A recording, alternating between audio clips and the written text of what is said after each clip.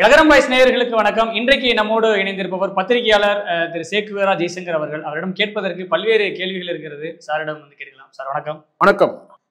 தமிழக அரசியல் களத்துல எல்லாரும் ஒரு புது புது விஷயங்களை அரசியலை பத்தி பேசுவாங்க அப்படின்றது மாதிரி இன்னைக்கு ஒரு புது விவாத பொருள். இன்னைக்கு அவர் யாரு கூட பேசினாரு, இவர் யாரு கூட பேசினாரு அப்படின்ற அளவுக்கு வந்திருக்கு. நாம் தமிழர் கட்சியினுடைய இந்த ஆடியோ பிரச்சனைகள், சர்ச்சைகள்லாம் பார்த்துருப்பீங்க. இதை பத்தி என்ன சார் நினைக்கிறீங்க? இல்லை, ஆம்ஸ்ட்ராங் கொலை வழக்கில் எல்லா மீடியாக்களும் கவனம் செலுத்துறதுனால அது ஒருவேளை மடைமாற்றம் செய்யறதுக்கு எந்த விஷயம் சரியாக இருக்கும் அப்படின்னு பார்த்து ஒருவேளை மடைமாற்றம் செய்யறதுக்காக இப்படியான ஆடியோ வீடியோக்கள் வெளியே வருதான்னு பார்க்குறேன். வீடியோக்கள் வரல, ஆடியோக்கள் வருது. ஒரு முதல் காரணம் அதுவாக பார்க்குறேன். ஏன்னா ஆமாம் இல்லை, அது என்னன்னா அது தொடர்ச்சி பார்க்கணும். ஆம்ஸ்ட்ராங் கொலை வழக்கில் பல்வேறு மீடியாக்கள் கவனம் செலுத்துறது ஒன்று இருக்குது. அதை கடந்து ரஞ்சித் பார்த்தீங்கன்னா திமுகவுக்கு எதிரான சில கருத்துக்கள் வைக்கும்போது அது பார்த்தீங்கன்னா மீடியா வெளிச்சம் பெறுது. அதை ஒருவேளை தடுக்கிறதுக்காக, மடைமாற்றம் செய்யறதுக்காக இந்த ஆடியோக்கள் வெளியிடப்படுதான்ற ஒரு சந்தேகம் இருக்குது. இல்லை சார், இப்போ முந்தைய காலகட்டங்களில் இப்போ வேறு ஏதாவது கவனத்தை திசை இருப்பதற்கு ஒரு புதிய பிரச்சனைகளை உண்டாக்குவாங்க. இப்போ இன்னைக்கு ஒரு சின்ன கோடு பக்கத்தில் ஒரு பெரிய கோடு போட்டால் எல்லாரும் அதை தான் பார்ப்பாங்க. இல்லை, அதுதான் இப்போ நம்ம கவனம்லாம் எங்கே இருக்கணும்னு கேட்டிங்கன்னா, பொதுவாக சொல்கிறேன், ஒரு பொது அரசியலில் இப்போது பட்ஜெட்டை பற்றி நம்ம விவாதிக்கணும். நாம் என்ன விவாதம் பண்ணுறோம் சார்? முதல்ல சக்தி ஒரு விஷயம் கிளியராக சொல்லிடுறேன். முதல்ல இந்த செல்ஃபோன் இருக்குல்ல, அதில் எல்லா ஆப்ஷனும் இருக்குது. அதில் ஒரு ஆப்ஷன் தான் ரெக்கார்டிங் ஆப்ஷன். நீங்கள் நானும் பேசுறது, என்னுடைய கருத்துக்களை உங்ககிட்ட சொல்கிறது, இல்லை உங்கள் கருத்துக்களை நீங்கள் சொல்கிறது, இல்லை என்னுடைய நட்பு முறையில் இருந்தனாக்கா என்னுடைய மனவேதனையை உங்ககிட்ட சொல்கிறது, உங்களுடைய மனக்குறைகளை நீங்கள் எங்கிட்ட சொல்கிறது, பரஸ்பரம் இரண்டு மனிதர்களுக்குள் நடக்கக்கூடிய ஒரு விஷயம் கருத்து மாற்றம். இந்த கருத்து பார்த்தீங்கன்னா பரிமாற்றங்களை இதை எனக்கு தெரியாமல் நீங்களோ அல்லது உங்களுக்கு தெரியாமல் நானோ அதை பதிவேற்றம் பண்ணி வச்சுக்கிட்டு அதை நீங்கள் ஒரு தகுந்த நேரத்தில் எனக்கு எதிராகவோ அல்லது உங்களுக்கு நான் எதிராகவோ நான் பண்ணேன்னா அது ரொம்ப கேவலமான செயல். ஒருத்தர் பேசுகிறத நீங்கள் ரெக்கார்ட் பண்ணுறதே கேவலமானது. அதை கடந்து அதை இன்னொரு மூன்றாவது நபர் அவருக்கு அனுப்பி அவர் அதை வெளியிடுறது பார்த்தீங்கன்னா மிக கேவலமானது. இதையெல்லாம் ஒரு விவாத பொருள் எடுத்துகிட்டு இப்போ நம்ம ஒரு விவாதம் பண்ணுறோம் இல்லைங்களா, எல்லா மீடியாவும் நான் சொல்கிறேன், நீங்களும் நானும் கூட சொல்லுவேன், இது மிக மிக மிக மிக கேவலமானது. அப்படிதான் நான் சொல்லுவேன். ஆனா வேற வழி இப்போ அதுதான் நான் இப்போ நம்ம என்ன பேசணும்னா, இது இப்போ தேவையா? இப்போ நமக்கு பார்த்தீங்கன்னா பல பிரச்சனைகள் இருக்கு. இங்க அரசு சமூக நீதிக்கு எதிராக இருக்குதா, ஆதரவாக இருக்குதான்னு ஒரு சர்ச்சை ஓடிக்கிட்டு இருக்கு. மத்தியில் பட்ஜெட் பார்த்தீங்கன்னா தாக்கல் பண்ணி அதில் தமிழ்நாடு முழுவதுமாக புறக்கணிக்கப்பட்டிருக்கு. அதை பற்றி யாரும் விவாதம் பண்ணல. இப்போ என்ன பிரச்சனைன்னு கேட்டிங்கன்னா, நாம் தமிழர் கட்சியில் சில ஆடியோக்கள் வெளியிட்டு அது 2-3 நாளாக பெரிய விவாதமாயிட்டு இருக்கு. வெளியிட்டாச்சு, அதை யாரும் பொய்ன்னு மறுக்கலை. சம்மந்தப்பட்ட கட்சியோட தலைவர் சீமான் மறுக்கணும், இது பொய்ன்னு மறுக்கணும், அவர் மறுக்கலை. நயன்தாராவோட டான்ஸ் ஆடிட்டு இருக்கிறாரு. சரிங்களா? சீமான் தான் சொல்கிறேன், வேறு யாரும் சொல்கிறேன், சீமான் தாங்க சொல்கிறேன். ஆமாம், சினிமாவில் அவர் என்ன டான்ஸ்னா நீங்கள் என்னங்க, டான்ஸ் யார் வேணும் யாரோட ஆடலாம். அப்பா ரோலில் நடிச்சுட்டு அப்பா ரோலில் இருக்கிறவங்க ஏன் அப்பாவும் மகளும் டான்ஸ் ஆடலையா? நீங்கள் டான்ஸ்னா ஏன் நீங்கள் தவறாக புரிஞ்சுறீங்க? இல்லை, இப்போ இந்த பிரச்சனையை நாம் தமிழர் மேலே பழி சுமத்தணும் அப்படின்றத நோக்கமா, இல்லை திசை திருப்பணும்? அப்படி இல்லை. இதெல்லாம் பார்த்தீங்கன்னா இங்கே ஒரு முக்கிய இங்கே ஒரு கட்சியோட பிரச்சனை சார். அந்த கட்சியோட தலைவர் பார்த்தீங்கன்னா ஒரு பொறுப்பாக இருந்து பதில் சொல்லணும். அவர் நயன்தாராவோட டான்ஸ் ஆடுறேன்னு சொன்னால் உங்களுக்கு கோவம் வருது. டான்ஸுனா அப்படி கிடையாது. ஒரு சின்ன குழந்தையும் அப்பாவும் டான்ஸ் ஆடுறாங்க, தப்பாது. மகள் சினிமாவில் டான்ஸ் ஆடுறாரு, அவ்வளோதான், அதோட விடுங்க. சும்மா இதே பேசிட்டு இருக்க முடியாது. இல்லை சார், இப்போ நாம் தமிழர் கட்சியை வளர்ச்சியை கெடுக்கணும் அப்படின்ற நோக்கத்துக்காக இது வந்ததா? இல்லை ஆம்ஸ்ட்ராங்கோட அதெல்லாம் கிடையாது. அதுக்கெல்லாம் அதுக்குள்ள நம்ம அப்புறம் பேசுவோம். நான் சொல்ல வர கேட்டேன்னா, ஒரு ஆடியோ வெளியாகி, ஒரு ஆடியோ இல்லை பல ஆடியோ வெளியாகி பெரிய சர்ச்சையாயிட்டு இருக்கு. சீமான் அவர்கள் கட்சியோட தலைவர், மற்ற துண்டு தொகடாலாம் அப்படி வச்சுங்க, இந்த சாட்டை சோட்டையெல்லாம் அதுக்கப்புறம் வைங்க. முதல்ல தலைவர் பேசின வீடியோவும் ஆடியோவும் பெரிய சர்ச்சையாயிட்டு இருக்கு. இப்போ இதுக்கெல்லாம் பதில் சொல்லாமல் பார்த்தீங்கன்னா அங்கே போய் பார்த்தீங்கன்னா நீங்கள் சினிமாவில் ஒரு ஷூட்டிங்க்கு போயிட்டு இருக்கீங்கன்னா உங்களுக்கு என்ன பொறுப்பு இருக்குன்னு கேட்குறாரு. கட்சியோட தலைவருக்கு என்ன சார் பொறுப்பு இருக்கு? இங்கே பெரிய பிரச்சனை ஓடிட்டு இருக்கு. 10 ஆடியோ விட்டு ஒரே பார்த்தீங்கன்னா கலந்து அவருக்கு என்ன சார் பிரச்சனை? பிடிக்காதவங்க இல்லை, இப்போ பாருங்க, பொறுப்பாக பேசுங்க. பிடிக்காதவங்க பிடிச்சவங்க கிடையாது. பேசுனது நீங்கள் உங்களோட குரல், ஒன்று நீங்கள் எங்கே இருந்தாலும் உனக்கு நான் நீங்கள் இந்தியாவில் வந்து வெளிநாட்டில் இருந்தால் கூட நீங்கள் மறுக்கணும். இது என்னுடைய குரல் கிடையாது, இது ஃபேப்ரிகேட்டட், இது வந்து பொய்யானது. அதையாவது சொல்லி தொலைக்கணும்ல, அதையாவது சொல்லணும்ல. இது ஃபேப்ரிகேட்டடு, இது பொய். இது சம்பந்தப்பட்ட நபர்கள் இப்ப அவங்க கட்சியை சேர்ந்த நபர்களை பத்தி இப்ப நம்ம சாட்டையே என்ன சொல்றான் தெரியுமா? என்ன சொன்ன பாத்தீங்களா? ரொம்ப அறிவுபூர்வமான ஒரு ஸ்டேட்மெண்ட் கொடுத்தான். நானும் ஃபுல்லா கேட்டேன். ஏதோ கடைசியா என்ன சொல்ல போறான், இதை வந்து நான் சேவ் பண்ணவே இல்லை, என் செல்போன்ல இருந்து இது எடுக்கவே இல்லை சொல்லணும்னு பார்த்தா அவன் என்ன சொல்றான்னு கேட்டா, என் செல்போன் வந்து காவல்துறையை பிடுங்கி அதுல இருக்க ஸ்டோரேஜ்லாம் எல்லாத்தையும் எடுத்துட்டாங்கன்றான். அவன் என்ன சொல்ல வரான்? அவன் அதான அர்த்தமாகுது. சார் இந்த போன்ல என்ன ஸ்டோரேஜ் இருக்குன்னு எனக்கு தெரியாதா? இப்போ நான் சொல்றேன், காவல்துறை அதிகாரிகிட்ட இருந்து பிடிங்கி என் போன்ல இருக்க எல்லாத்தையும் வந்து பார்த்தீங்கன்னா ஸ்டோரேஜ் எல்லாம் பிடிங்கி அவங்க வெளியிட்டாங்கன்னு சொன்னா அப்ப என்ன அர்த்தம்? ஏன்டா அதை சேவ் பண்ணி வச்சேன்? ஒரு இதுவா லட்சணம்? விடுதலை புலிகளை நீங்க ஃபாலோ பண்றேன்னு சொன்னீங்கல்ல, பிரபாகரனை ஃபாலோ பண்ணி இதுவா லட்சணம்? உங்களுக்கு ஒரு சம்பவம் தெரியுமா? உளவுத்துறைனா எப்படி இருக்கும் தெரியுமா? நிறைய சம்பவங்கள் இருக்கு. நீங்க அதை வந்து விடுதலை புலிகளை நீங்க வந்து பாத்தீங்கன்னா நீங்க ஃபாலோ பண்றேன்னு சொன்னாரு, குறிப்பா பிரபாகரனை நீங்க ஃபாலோ பண்றேன்னு சொன்னா நீங்க எப்படி இருக்கணும்? உளவுத்துறை எப்படி வச்சுக்கணும்? 36 நாடுகள் தண்ணி காட்டினவன் பிரபாகரன். நீங்க 37 பேர் 36 பேர் இருக்கிறதே மொத்தம் 30 பேர் கூட கிடையாது. 30 பேருக்கு 30 ஆடியோ விட்டுனுக்குறான் ஜனம். அப்புறம் ஏதாவது சொல்லிடும். நான் இப்ப அவருடைய சாட்டை துறைமுறை நான் என்னைக்கும் சொல்லிட்டேன், சாட்டை துறைமுறைனால என்னைக்காவது ஒரு நாள் என்னை எவ்வளவு பேசினவங்களாம் இருக்கிறாங்க தெரியுமா? என்னைக்காவது இதே நகரம்லே பேசியிருக்கேன் நான். சாட்டை துறைமுறைனால என்னைக்காவது வந்து சீமான் அசிங்கப்பட்டு அவமானப்பட்டு துன்பப்பட்டு துயரப்பட்டு வேதனைப்பட்டு இன்னும் என்ன அத்தனையும் பட்டு நடு ரோட்ல நிற்பான்னு சொன்னேன். இப்ப அதான் நடக்கும். இதுக்கு மேல என்ன நடக்கணும் கட்சியில? இல்ல இதை வந்து கட்சின்னு ஒண்ணு இருக்குமா இனிமேல்? ஏன் சார்? ஆமாங்க, ஏங்க பாருங்க, ஒரு அவங்க கட்சி சார்ந்தவர்கிட்ட அவர் சமரசம் பேச போறாரு. ஒரு தலைவர் பாருங்க சக்தி, சீரியஸா பேசுங்க. ஒரு தலைவனால தொண்டர்கள் ரசிக்கப்படக்கூடாது. தொண்டர்கள்ல யாரோ ஒரு 10 பேர் இருப்பான், 4 பேர் இருப்பான், அவன் வந்து ஏதாவது ஒரு கேஸ்ல இருப்பான், அது இருப்பான், பேப்பர்ல வரும், அதனால அவன் கேட்டினா கட்சி வந்து உடனடியா ஒழுங்கு நடவடிக்கை எடுத்து அவனை நீக்கிட்டு தங்களை வந்து அந்த கட்சியை வந்து புனிதமாக்கி. ஆனால் கட்சியில் இருக்க தொண்டர்கள்லாம் கரெக்டா இருக்கிறான், தலைவரால் அசிங்கப்பட்டு நிக்குது. தலைவர் பேசுற பேச்சுக்கெல்லாம் 1-2 பேச்செல்லாம் கிடையாது. ஆடியோ வந்து ஒரு ஆடியோலாம் வந்து பாத்தீங்கன்னா வந்து ரொம்ப ஆதங்கப்படுறாப்புல. கைலாசான ஒரு நாடு வந்து பாத்தீங்கன்னா வந்து எப்போ வந்து டிக்ளேர் ஆகும், விசா எடுத்துட்டு போயிட்டு வரலாம், அப்படியான பேச்சுக்கள் வருது. கேட்டீங்களா இல்லையா? இதெல்லாம் கேட்டேன், நானும் கேட்டேன். ஒரு தலைவர் பேசக்கூடிய பேச்சா சார்? கட்சியில வந்து விசுவாசமான எவ்வளவு பேர் இருக்கிறாங்க? எல்லாரும் தான் அசிங்கப்பட்டிருக்கு. இனுமானம் கார்த்திக் வந்து பண்றது ஒன்றும் பெரிய வந்து தேசிய குற்றம் கிடையாது, காதலிக்கிறதுலாம் குற்றம் கிடையாது. அதுல வரக்கூடிய வார்த்தைகள் வந்து பார்த்தீங்கன்னா புரிந்து கொள்றதுதான் இருக்கு.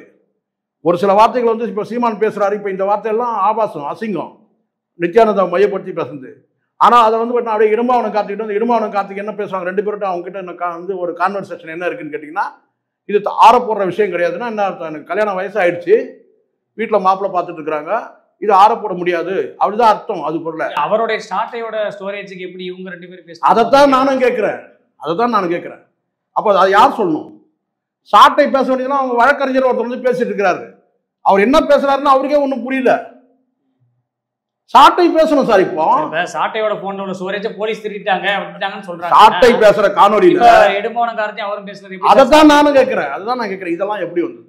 இதுக்கு முன்னாடியே ஒரு தடவை உங்களுக்கு தெரியுமா, ஒரு 6 மாசம் இருக்கும், சீமான் பேசின அந்த ஒரு திராவிட இயக்க தலைவரில் வந்து தரக்குறைவாக பேசுனது வந்து அசிங்கமாக பேசுனது ட்ரோலாச்சு. அப்போ ஓடி வந்து சீமான் சொல்லியிருக்கணும், இது நான் அப்படிலாம் பேசவே இல்லை. ஒரு ஒரு நாகரிகமாக வந்து மறுப்பு தெரிவிக்கணும். அது உண்மையாக கூட இருக்கட்டும் சார், இது வந்து ஃபேப்ரிகேட் பண்ணது, இது நான் பேசலை அப்படின்னு. ஆனால் அது அப்படியே ஈஸியாக கடந்து போனாங்க. அப்போவே சுதாரிக்கணும். நம்ம பேசுறது வந்து யார் வந்து ஒட்டு கேட்டது, யார் வந்து ரெக்கார்ட் பண்ணது, இதை யோசிச்சிருக்கணும். ஸோ இன்னும் சில தலைவர்கள் சொல்கிறாங்க, பல 100 கோடி செலவு பண்ணி வந்து கருவிகளை கொண்டு வந்து இன்றைக்கி தலைவர்களுடைய தொலைபேசிகளை வந்து ஒட்டு கேட்குறாங்க. சார் நான் கேட்குறேன் சார், நீங்கள் ஏன் சார் பேசணும்? நீங்கள் ஏன் பேசணும்? ஒட்டு கேட்குறதா வச்சுப்போம் சார். ஆமாம், நீங்கள் சொல்கிற மாதிரி வந்து பார்த்தீங்கன்னா, ஆனால் அது வந்து சாட்டை துறைமுறைன்னு அப்படி சொல்லலை, அப்படி சொல்கிறதா வச்சுப்போம். சாட்டை துறைமுறை சொன்னால் என் ஃபோனை எடுத்துகிட்டு போயிட்டாங்க, பாஸ்வேர்டு வாங்கிட்டு போயிட்டாங்க, அதில் வந்து அப்படியே வந்து டவுன்லோட் பண்ணிட்டாங்கன்னு சொல்கிறாரு. அப்போ அதில் என்ன நீங்கள் ஏதாவது ஒரு விஷயத்தில் சரியாக இருக்கணும். என்னென்னு கேட்டால், இதை வந்து பார்த்தீங்கன்னா என்னுடைய செல்ஃபோன் வந்து எடுக்கவே இல்லை, இது வந்து பார்த்தீங்கன்னா முழுக்க இது வந்து உளவுத்துறை ஒட்டு கேட்டு காவல்துறை அதை ஒட்டு கேட்டு அவங்க ரெக்கார்ட் பண்ணியிருக்காங்கன்னு சொன்னால் பரவாயில்ல. நீங்களே சொல்கிறீங்க என் செல்ஃபோனை வாங்கிட்டு போனாங்க, அதில் இருக்கிற ஸ்டோரேஜ் எல்லாம் எடுத்து ரெக்கார்ட் பண்ணிட்டாங்க அப்படின்னு நீங்கள் சொல்கிறீங்கன்னா அப்போ என்ன உங்கள் ஃபோனில் இருந்தது தானே பொருளாகுது. இல்லை ஏதாவது ஒரு சில விஷயங்கள் இருந்திருக்கலாம். அதை யார் சொல்லணும்? இந்த வீடியோக்கள் மட்டும்தாங்க நான் என்கிட்ட வச்சிருந்தது, இந்த வீடியோக்கு எனக்கு தொடர்பே கிடையாது. சொல்ல வேண்டியது யாரு? பேச வேண்டியது 2 பேர். ஒருத்தர் வந்து பார்த்தீங்கன்னா வந்து நாடு கடந்து போயிட்டுன்றாரு, வந்து டான்ஸ் ஆட போயிட்டு வந்து ஷூட்டிங்க்கு. இன்னொருத்தர் வந்து நான் கேட்டிங்கன்னா வந்து பார்த்தீங்கன்னா வந்து ஒரு புது உருட்டாக உருட்டிட்டு இருக்கிறோம். சரி, உருட்டுறது கடைசியாக என்ன முடிச்சேன்னு பார்த்தீங்கன்னா ஒப்புதல் வாக்குமூலம் போல இருக்குது. ஆமாம், நான் தான் சேவ் பண்ணி வச்சேன். இப்போ புரியுதுங்களா? கேவலமான செயல். நான் பேசுகிறத நீங்கள் பேசுகிறத 2 பேரும் தரப்புலையும் நம்ம யாரோ ஒருத்தர் வந்து பார்த்தீங்கன்னா அதை ரெக்கார்ட் பண்ணோம்னா உங்களுக்கு தெரியாது, நானோ இல்லை எனக்கு தெரியாது, நீங்கள் பண்ணால் அது கேவலமானது. இல்லை, நம்பிக்கை நபராக இருக்கக்கூடிய சாட்டைக்கு சேவ் பண்ண வேண்டிய அவசியம் அது நம்பிக்கை துரோகின்றதை நான் என்னைக்கோ சொல்லிட்டேன். சாட்டை துரைமுருகன் வந்து சார் இது அரசியல் களம் சார், இது அரசியல். வைகோ வந்து போர்வாள்னு சொன்னாரா? கலைஞர் தானே சொன்னார். அந்த போர்வாளை தூக்கி எங்கே போட்டாங்க? எங்கே தூக்கி போட்டாங்க? அந்த போர்வாள் திருப்பி எத்தனை முறை வந்து கலைஞர் நெஞ்ச பதம் பார்த்து தெரியுமா உங்களுக்கு? இப்போ அந்த போர்வாள் இப்போ எங்கே இருக்கு? அரசியல் சார். எதிரி நண்பனாவதும் நண்பன் எதிரி ஆகிறதும் அரசியல் இது. இல்லை, இப்போ இதுக்கு பின்னால் முழுக்க திமுக தான் காரணம் அப்படின்றது வந்து உண்மையா சார்? சார், திமுக காரணன்றது ஒரு பக்கம் இருக்கட்டும், நான் மறுக்க போகிறதில்ல. எனக்கு ஒன்றும் எந்த அச்சமும் நடுக்கவும் கிடையாது. முதல் தவறு யாரு? நீங்க ரெக்கார்ட் பண்ண நான் தான் சொல்றேன் சார். ரெக்கார்ட் பண்றது சார் நான் கேட்கறேன். முதல்ல நீங்க பதிவு பண்ணது தான் தவறுன்றேன். கோளாறு எங்க ஆரம்பிக்குது? நீங்க பதிவு பண்றதே தப்புன்ற, அது கேவலமானது. அதுக்கப்புறம் அதை வந்து ஒரு 3வது நபர்கிட்ட கொடுத்து அதை வந்து பார்த்தீங்கன்னா வெளியிடுறது மிக கேவலமானது. அதை இப்போ நம்ம விவாதம் பண்ணிட்டு இருக்கோம், மிக மிக கேவலமானதுன்ற. நான் எல்லா மீடியாவும் பண்ணிட்டு இருக்கு, நம்மளும் தான் பண்றோம். இல்லை, யார் வந்து இன்னைக்கு எதிர்கட்சிக்காரர்கள் வந்து விட்டுறாங்க, ஆளுங்கட்சி எதிர்த்து யார் குரல் கொடுத்தாலும் அவங்களை வந்து சிறைப்படுத்துறது, அவங்களுக்கு அவதூறு பரப்புறது, இது மாதிரியான விடயங்கள் தொடர்ந்து நடக்குது சார். தொடர்ந்து நடக்கும் சார். நீங்கள் செப்டம்பரில் கல்யாணம் வச்சுருக்கீங்க. இப்போ நீங்கள் திமுக எதிர்த்து பேசுறீங்கன்னு வச்சுக்கோங்களேன். ஒரு செப்டம்பர் 5ஆம் தேதி எப்போ கல்யாணம் உங்களுக்கு? 14ஆம் தேதிக்கு நல்லபடியாக கல்யாணத்தை முடிக்க பாருங்க. அவ்வளோதான் நான் சொல்லுவேன். நல்லபடியாக கல்யாணத்தை முடிக்க பாருங்க. ஏன்னா எனக்கெல்லாம் பிரச்சனை கிடையாது. புரியுங்க சொல்லுது.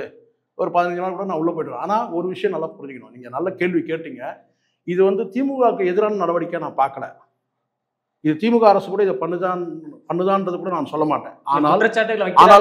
ஆனால் வந்து நீங்கள் ஒருத்தரை நீங்கள் கை வைக்கிறீங்கன்னு சொன்னால் நீங்கள் ரொம்ப சுத்தமாக இருக்கணும்.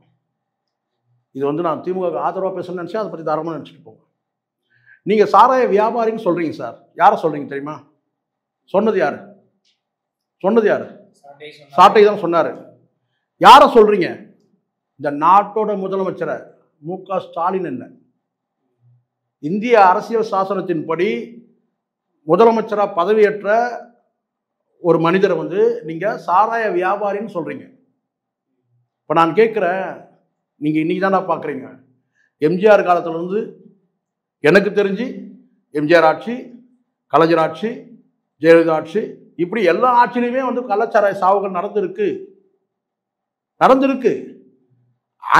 உங்களுடைய அண்ணன் சீமான் என்ன சொல்லியிருக்கிறார் தெரியுமா உங்களுக்கு? குழந்தையில வந்து சீனி தண்ணி தான் வைப்பாங்க, சீனி தண்ணி வைப்பாங்க. எனக்கு வந்து சாராயம் தான் தொட்டு வச்சாங்க. சொன்னது யாரு? இருக்கு.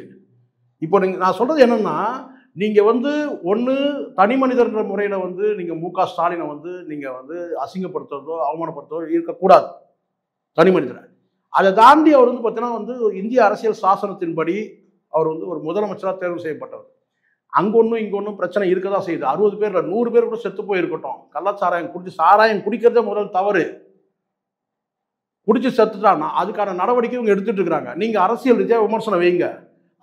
அரசு வந்து மெத்தன போக்கு, அலட்சிய போக்கு எல்லாம் சொல்லுங்க. ஆனால் சாராய வியாபாரின்னு சொல்லலாமா?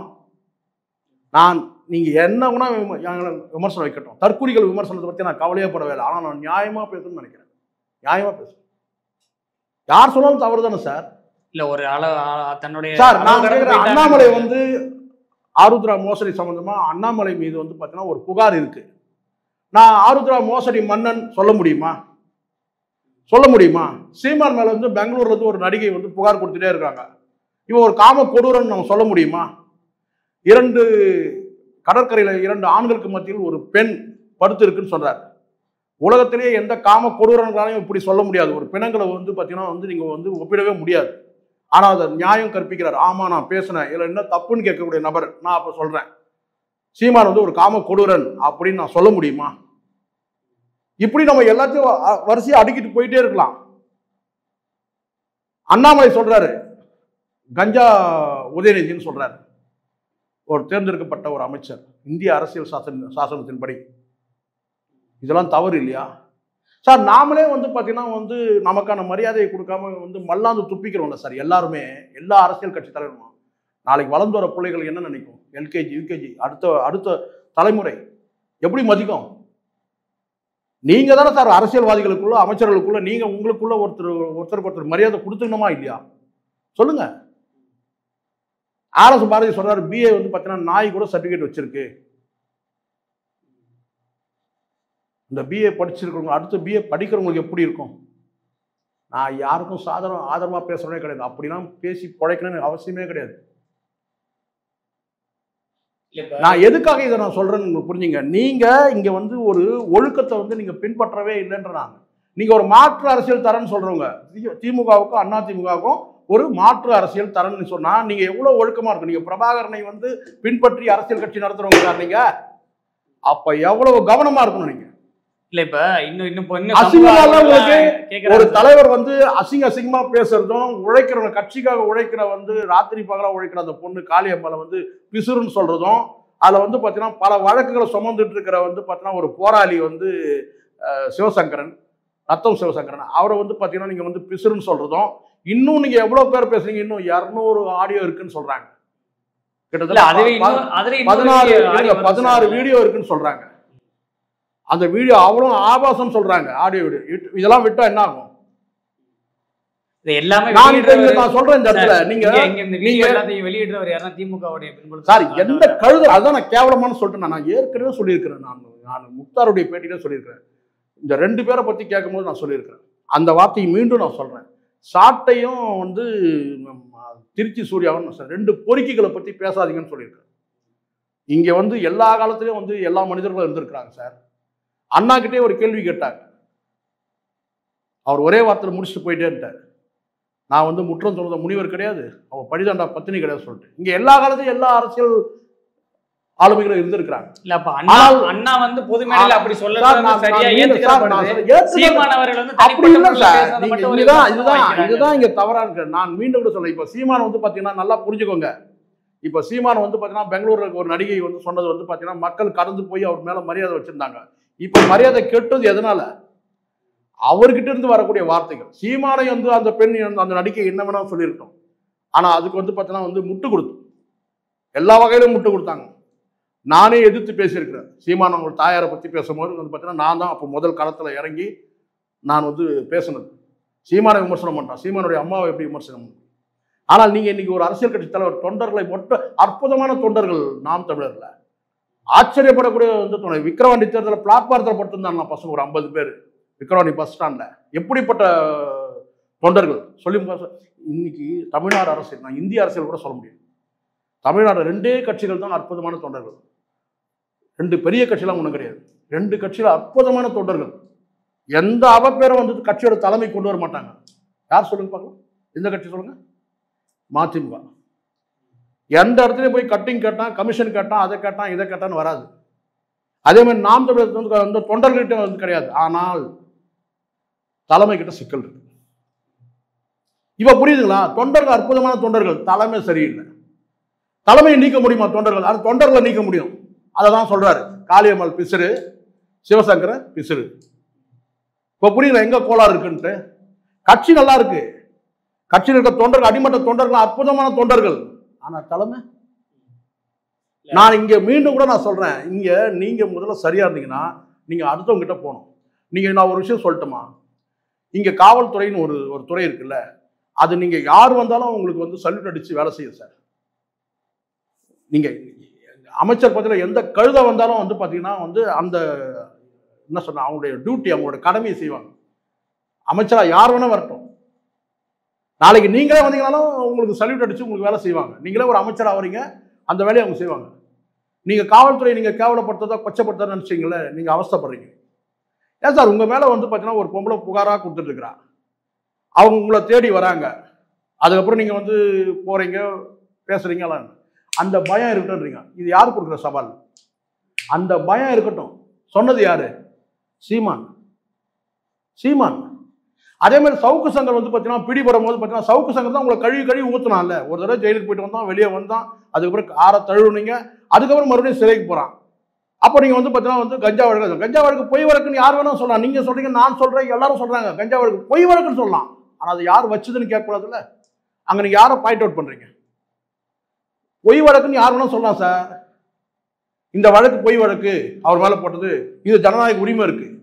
ஆனால் அதை யார் வச்சதுன்னு கேட்குறீங்க தெரியுமா? ஒரு மீடியா முன்னாடி உட்காந்துட்டு கேள்வி தானே சார் தவறு சார் அது. அப்போ அந்த இடத்துல நீங்கள் யாரை பாயிண்ட் அவுட் பண்ணுறீங்க? காவல்துறை சொல்றீங்க, நீங்களே வச்சுட்டு நீங்களே. இப்போ நான் சொல்றது உங்களுக்கு புரியல. இங்க காவல்துறை கூட விமர்சனம் பண்ணலாம் சார், விமர்சனம் பண்ணலாம்.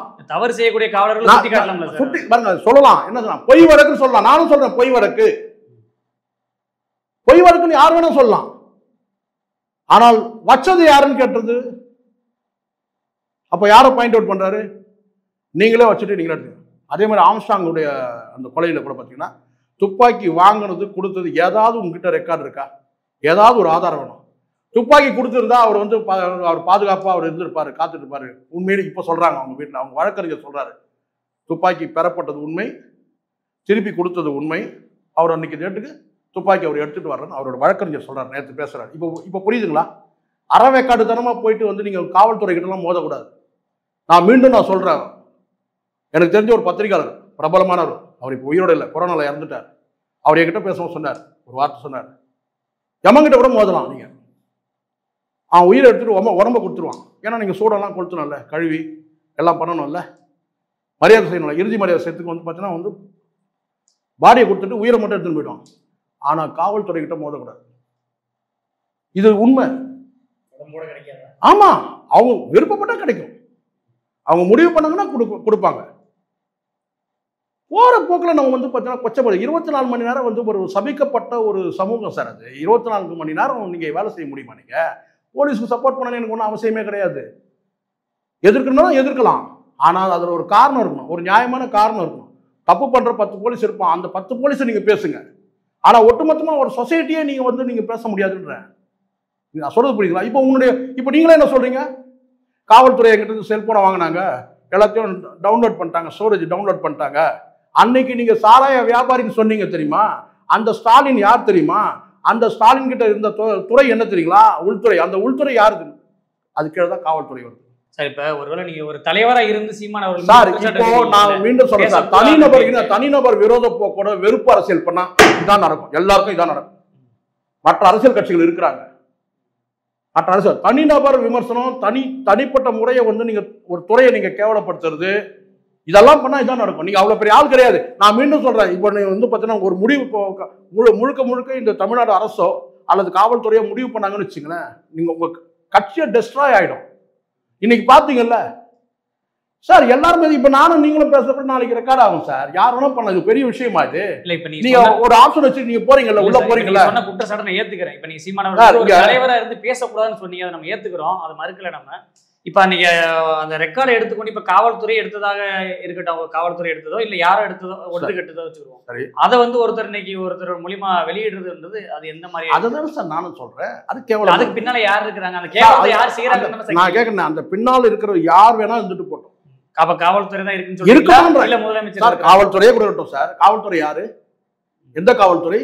தமிழக திமுக அரசு, திமுக அரசு எல்லாம் இருக்கட்டும். நீங்க ஏன் சார் பேசுறீங்க?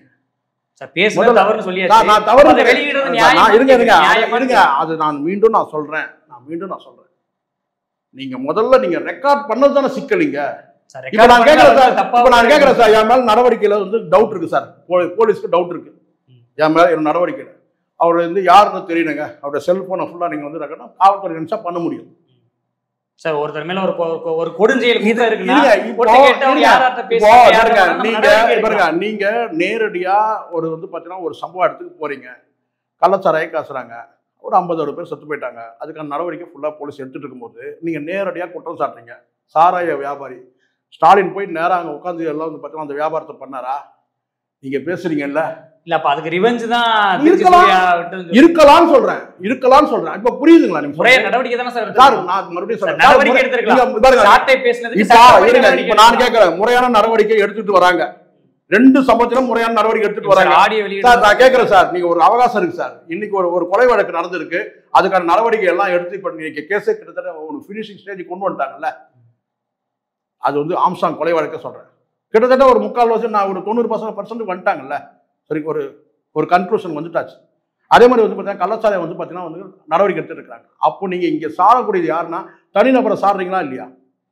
தனிநபரை சாடுறீங்க சார். நீங்க சாராய வியாபாரி ஸ்டாலின் சொன்னது தனிநபர் சாடல். அதே மாதிரி நீங்க ஒரு பாடல் நான் கடந்த காலத்துல வந்து பார்த்தீங்கன்னா வந்து சார் முன்னோர்கள் சொல்லிட்டாங்கன்னு சொல்லிட்டு அதை அப்படியே பின்பற்றக்கூடாது சார். நம்ம நாகரிக அரசியல் வரமா இல்லையா? என்னைக்கோ ஒரு பாடல் இருக்குன்னு சொல்லிட்டு அந்த பாட்டை நீங்க ஸ்டேஜில் பாடுறீங்க. இதெல்லாம் வந்து இது ஒரு அரசியலா? இது கேவலமான அரசியலா இல்லை? இதை தாண்டி நீங்க தனிநபர் விமர்சனம் பண்றீங்க. என்ன விமர்சனம் பண்றீங்கன்னா 2 ஆண்களுக்கு மத்தியில் ஒரு பெண் படுது. என்ன மாதிரி அரசியல் இது? இவ்வளவு நீங்க பண்ணிட்டு எதிரணியில எதுவுமே பண்ணக்கூடாதுன்னு நினைக்கிறீங்க. அவங்க கிட்ட இருக்கிற ஆயுதத்தை அவங்க பயன்படுத்துவாங்கல்ல. உங்ககிட்ட இருக்கிற ஆயுதம் ஒண்ணே இது நாக்கு ஒண்ணுதான். அது ஆபத்தான ஆயுதம், எல்லாருக்கிட்டையுமே இருக்கிறது. அதை அடக்கி வைக்கிறது நல்லது. அது அடங்கலைன்னா நம்ம இப்படிதான் அசிங்கப்படணும். இப்ப நீங்க என்ன பண்றீங்க? பேசிட்டீங்க, பதில் நடவடிக்கை அவங்க எடுக்கும்போது கத்துறீங்க, கதறீங்க, கூப்பாடு போறீங்க, பொய்ய முறன்றீங்க. சார் இது கடந்த காலம் எல்லா காலத்தும் நடந்திருக்கு சார். எம்ஜிஆர் காலத்துல நடந்திருக்கு. இல்ல இது இப்படியே தொடர்ந்துகிட்டே இருந்த அந்த தொலைபேசி ஒட்டு கேட்பு, ஆடியோ வெளியிடுறது, இது தொடர்ந்துகிட்டே இருந்தா எப்படி சார் ஆரோக்கியமான ஒரு அரசியல் பாருங்க? இது நவீன காலத்துல நவீன மயத்துல வந்து பல விஷயங்கள் இருக்கு. டெக்னாலஜி, நியூ டெக்னாலஜி, பல டெக்னாலஜி இருக்கு. கடந்த காலத்துல பாத்தீங்கன்னா ஒட்டுக்கட்ட விஷயம் வந்து பாராளுமன்றம் வரைக்கும் வந்து எதிரொலிச்சிருக்கு. தொலைபேசி வந்து உரையாடல் வந்து பாத்தீங்கன்னா ஒட்டு கேட்கப்படுது சொல்லி பாராளுமன்றம் அதிர்ந்திருக்கு. பல வெளிநடப்புகள் நடந்திருக்கு. இது என்ன கைபேசியை பற்றி பெருசா பேசிட்டு இருக்கீங்க? நாளைக்கு யார் வேணாலும் வரலாம். யாரு சாட்டை சொல்றாரு? நாளைக்கு நீங்க எதிர்கட்சியா, இதுவும் வாய் அதிகம். நாளைக்கு எதிர்கட்சியா நீங்க வரும்போது பாத்தீங்கன்னா உங்களுடைய பேச்சுக்களை வெளியே வருங்க. நான் மறுபடியும் மீண்டும் கூட நான் சொல்றேன் சார், இந்த இடத்துல ஒரு வார்த்தையை நம்ம எல்லாரும் பொதுவில் இருக்கிற ஒரு வார்த்தை, நான் இதை சொன்னா நான் வந்து மு.க. ஸ்டாலின் சொம்பு தூக்குறேன், திமுக அரசு சொம்பு தூக்குறேன். நாங்க ஸ்டாலின் பொதுவாக சொன்னார், அவருடைய கட்சியினருக்கு தான் சொன்னார். என்ன சொன்னார்? கழிவறையும் படுக்கையை தவிர்த்துட்டு மீது எல்லாம் பொது இடமாயிடுச்சு, எச்சரிக்கையாயிருங்கன்னு சொன்னார். அது வந்து கட்சியினருக்கு மட்டும் இல்லை, உங்களுக்கு எனக்கு எல்லாருக்குமே. ஆனா அது ஈஸியா நம்ம கடந்து போனா அனுபவிக்கும். இல்ல இப்ப ஏற்கனவே இப்ப இறுதியா கேட்கிறேன், அதாவது கடந்த காலங்கள்ல பெண்களை வைத்து கம்ப்ளைண்ட் கொடுத்தாங்க, இப்ப ஆடி வந்திருக்கு. இதன் மூலமா ஒரு விஷயம் நல்லா புரிஞ்சுங்க. இடும்பாவனம் கார்த்திகோட மேட்டர் வந்து முழுக்க ஒரு காதல் மேட்டர். அது பர்சனல், ஒருத்தருடைய அந்தரங்கம். ஆனால் மற்ற விஷயங்கள் நீங்க எடுத்துக்கிட்டீங்கன்னா எல்லா கட்டிங் கமிஷன் விஷயம் பேசுறது, கட்சியில் இருக்கிறவங்களை கேவலப்படுத்தி பேசுறது, நித்யானந்தா சாமியை பற்றி பேச, இதெல்லாம் வந்து அந்தரங்கமா? இது அந்தரங்கமா? இதன் மூலமா தனி மனித காதல் வந்து இப்ப தனி மனிதர்களுள்ள காதல் இருக்கு. அந்த பொண்ணு பேசுறது வந்து நம்ம அதை வச்சு நம்ம புரிஞ்சிக்க முடியாது. இது தள்ளி போடுற விஷயம் கிடையாதுன்னா, எனக்கு வயதாவது, எங்க வீட்டில் இருக்க வேற மாப்பிள்ளை பாக்குறாங்கன்னு எனக்கு வந்து சீக்கிரம் நீ கல்யாணம் பண்ணிக்கின்றது இது சாதாரணமான வார்த்தையா தான் நான் பாக்குறேன். நான் புரிஞ்சுக்கிறேன். அப்படிதான் சில பேர் இப்படி புரிஞ்சுக்கிறாங்க, வேற மாதிரி புரியுங்களா? நான் அந்த அளவுக்கு நான் புரிஞ்சுக்கிறேன். இதை இப்படிதான் நான் பாக்குறேன். ஒரு வார்த்தையில வந்து பாத்தீங்கன்னா, இல்ல நான் வந்து கர்ப்பமா இருக்கிறேன், எனக்கு நீங்க வாழ்க்கை கொடுங்கன்னு சொன்னா பரவாயில்ல. மற்ற திராவிட இயக்க ஊடகங்கள் பேசுனா அவங்களுடைய கருத்து, அது அவங்க சொல்றாங்க. ஆனா நான் அப்படி பாக்குறது வந்து இடும்பாவனம் கார்த்திக் வந்து பாத்தீங்கன்னா அப்படி நான் பார்க்க முடியல. காரணம் கேட்டீங்கன்னா, அந்த மாதிரி நபரா நான் இது வரைக்கும் அறியப்படல.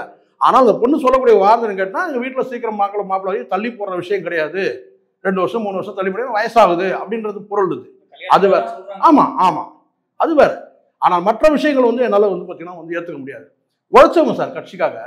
சார் கலைஞத்தோட உழைப்பு நான் பார்த்துருக்கிறேன். கலைஞர் வந்து அந்த கட்சியில வந்து உறுப்பினர், ஆனால் அவர் வேற ஒரு அமைப்பு வச்சிருக்கிறாரு, அதோட சேர்ந்து செயல்படுறாரு. கடுமையாக உழைக்கிறவங்க. ஈரோடு தேர்தலில் வந்து பார்த்தீங்கன்னா வந்து சாதாரண உழைப்பு கிடையாது கலைஞத்துக்கு. அதே மாதிரி அந்த அவங்க காளியம்மாளுடைய சார் மாற்று கட்சியெல்லாம் வந்து பரிதாபப்படுறாங்க காளியம்மாள் வந்து உழைப்ப. அதே மாதிரி நான் வந்து ஒரு போராளி, இந்த சிவசங்கரன் வந்து பார்த்தீங்கன்னா வந்து வழக்குகளை சுமக்கிற மனிதர். நீங்க இவங்களெல்லாம் கேவலப்படுத்துறீங்கன்னு சொன்னா அப்போ மற்றவங்களுக்கு எப்படி சார் நிலைமை? மற்றவங்க நிலைமை என்ன ஆகும்?